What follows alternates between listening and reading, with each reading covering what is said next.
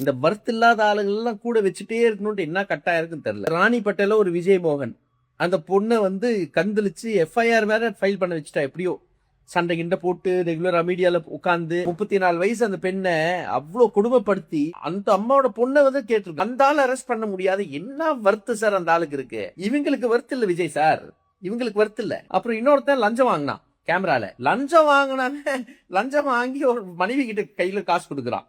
அந்த அம்மாவை துணை செயலாளரா போட்டிருக்கீங்க. என்ன மிஸ்டர் விஜய் இது?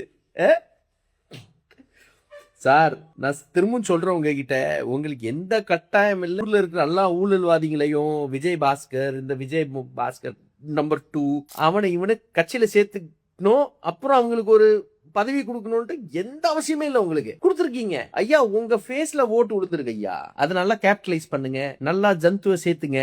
அரசியலுங்கிறது கழிச்சு நம்மளுக்கு தெரியும், அத மாற்றம்னு சொன்னீங்க. இது என்ன மாற்றம்னு புரியலையே.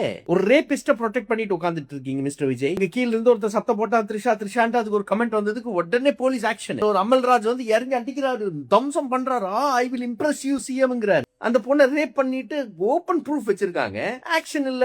ரேபிஸ்ட ப்ரொடெக்ட் பண்றீங்க, ஊழல்வாதியை ப்ரொடெக்ட் பண்றீங்க, ஊழல்வாதி உள்ள சேர்த்துறீங்க. இது எப்படி சரி வரும் மிஸ்டர் விஜய்?